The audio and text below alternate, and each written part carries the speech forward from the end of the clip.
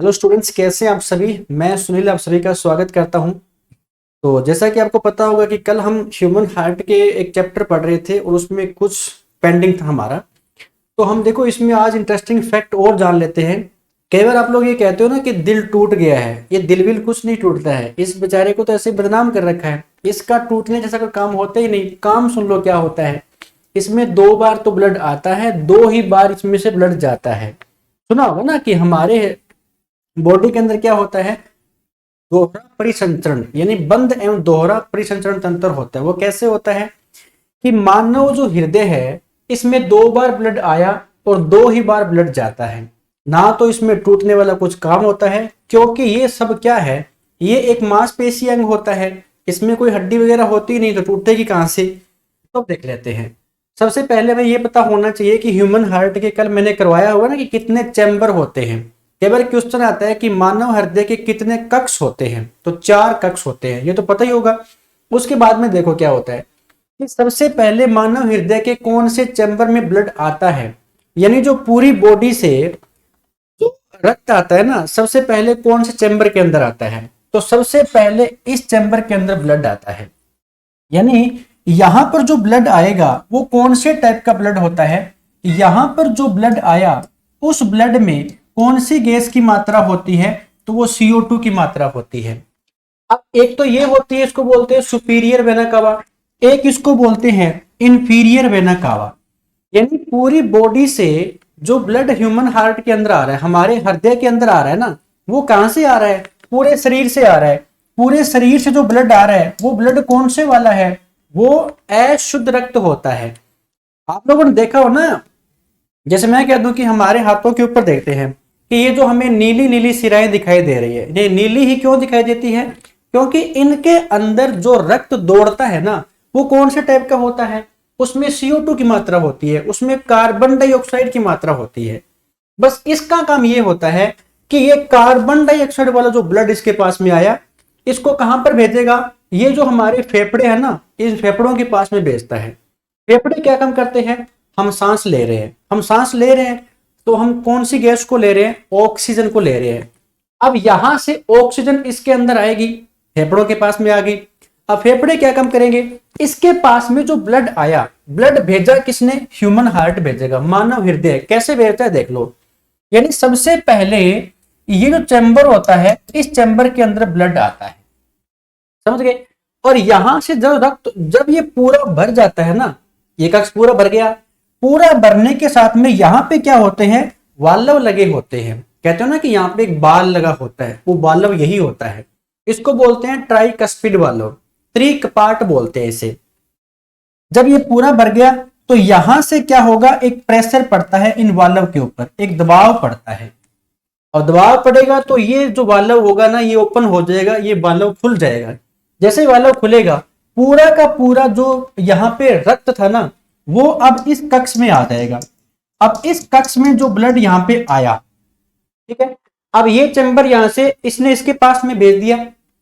अब ये वाला जो ब्लड है ना, इसमें भी कौन सी गैस की मात्रा है, यही है, CO2 की मात्रा, कार्बन डाइऑक्साइड की मात्रा है। कौन सा ब्लड है, तो इम्प्योर ब्लड है, अशुद्ध रक्त है। अब ये जो रक्त है, ये इसके माध्यम से होता हुआ, यहां से होता हुआ ये चला जाएगा किसके पास में, हमारे फेफड़ों के पास में।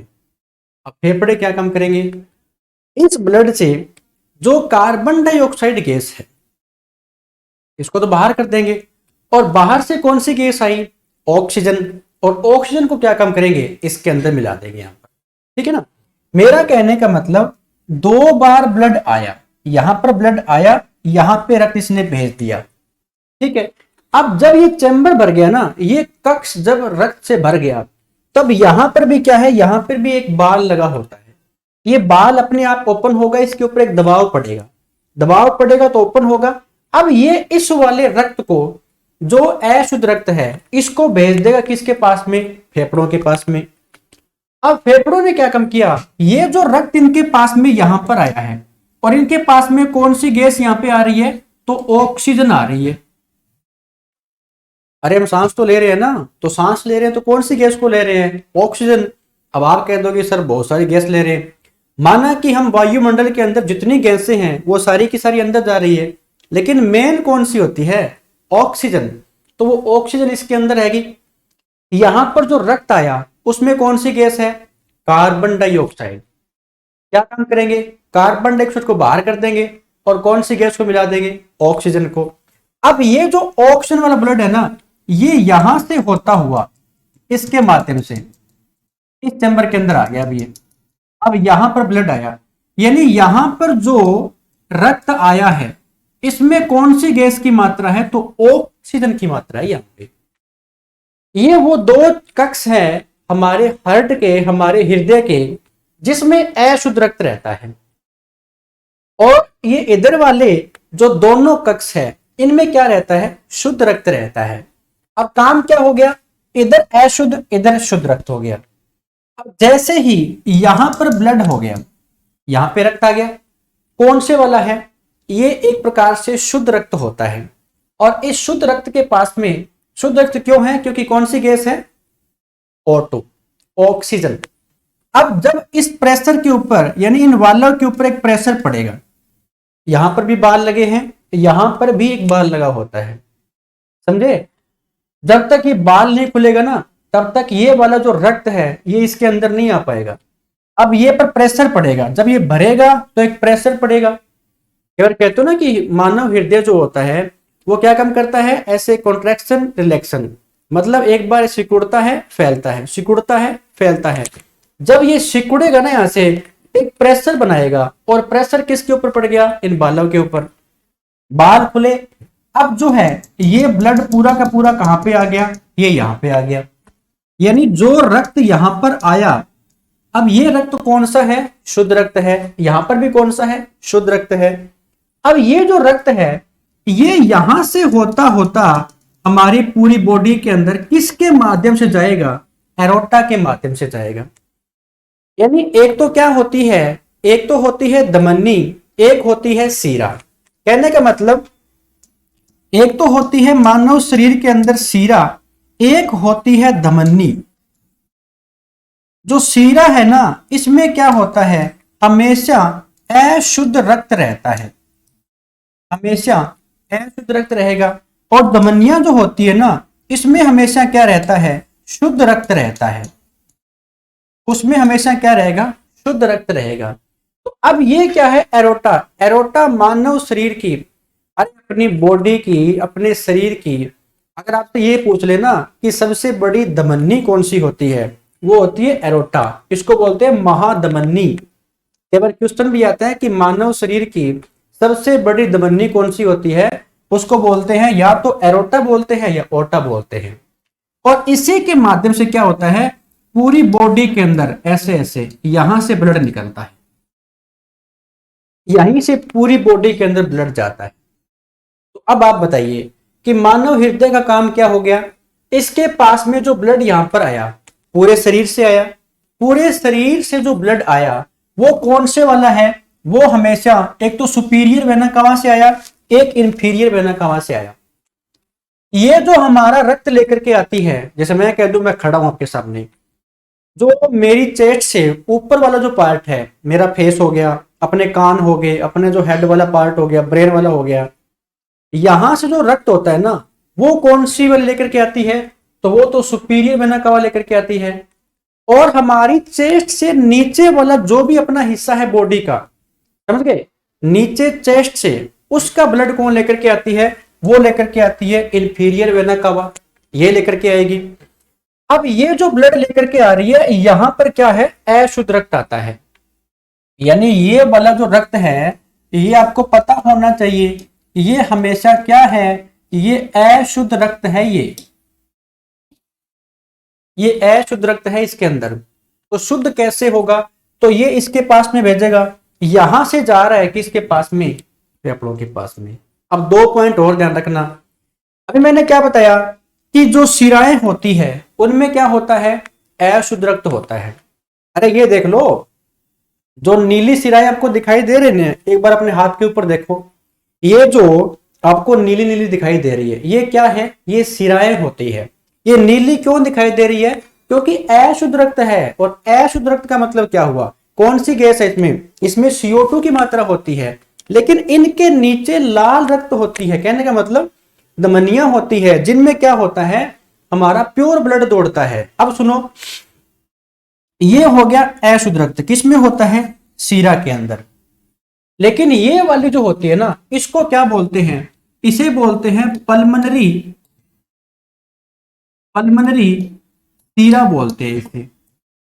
और ये वाली जो होती है ना, इसे बोलते हैं पल्मनरी वेन बोलते हैं इसे, सॉरी इसे बोलेंगे पल्मनरी धमनी बोलते हैं इसे, पल्मनरी धमनी। इसके अंदर जो रक्त आ रहा है वो कौन सा है? वो शुद्ध रक्त आता है। और इसमें कौन सा रक्त आ रहा है? यहां पे वो अशुद्ध रक्त आ रहा है,